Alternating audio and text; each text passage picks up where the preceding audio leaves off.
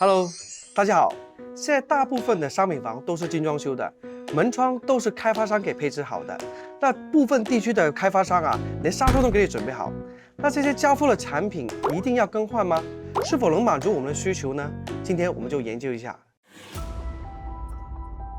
其实近年来啊，国家对建筑门窗的要求越来越严格，特别是随着 GB8478/2020铝合金门窗国家标准和各个区域的地方标准实施，再加上相关部门的监管力度加强，很多开发商所配置的门窗质量其实还是不错的，也能满足每个地区的使用需求。那建议啊，除非在验收的时候发现有破损，或者是预算充足的情况下，想要达到更好的隔音隔热的效果，再或者觉得装修风格跟门窗完全不匹配，还有的，除非你家靠近机场、大马路，才建议考虑更换门窗。毕竟全家的门窗换下来是一笔不小的开销。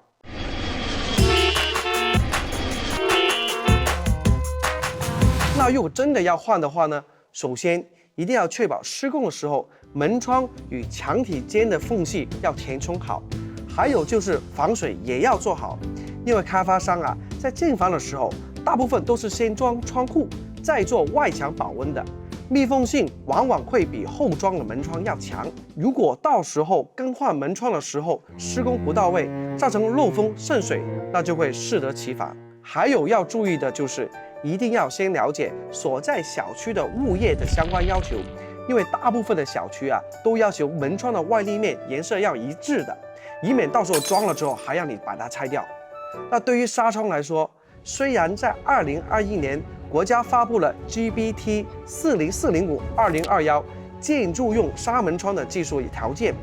但是呢，目前行业里面呢，对国标的执行情况参差不齐，所以我们发现了开发商给配置的纱窗啊，质量都不是很理想。比如说，有些开发商给配置的是玻璃纤维纱窗，我们知道玻纤的耐用性比较差，在使用的过程中呢，容易出现破损，而且也起不到防护的作用。也有的开发商啊，使用的是比较廉价的金刚网，那这种金刚网呢，往往都是网孔比较大，喷涂比较厚，那起不到防蚊的作用还不说，还会阻风挡光。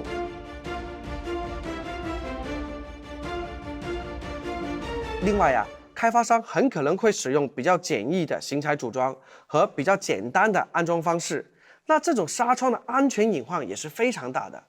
而且啊，刚刚也说过，这些门窗、纱窗都是在毛坯房的阶段就开始安装了。门窗玻璃还好，毕竟是平面嘛，花点时间也能把装修时候装上去的灰尘啊、油漆啊给清理干净。但是纱窗就没那么好处理了，所以啊，很多纱窗在装修完之后啊，都脏得惨不忍睹，而且你还洗不干净。最后就是更换纱窗的成本其实比门窗要低太多了，所以呢，把开发商配置的纱窗换掉其实是能接受的。那反正总结一下，门窗要不要换呢？完全是看你的预算。如果你的预算到位了，把门窗升级一下，确实能够锦上添花，给你带来一个更好的居家体验。至于纱窗呢，如果你发现你家的纱窗是这样子的，那就把它换掉吧。毕竟也花不了多少个钱，最主要的就是让你没有后顾之忧。那以上就是我们这集的全部内容。那喜欢的话呢，给我们点个赞，我们下期再见，拜拜。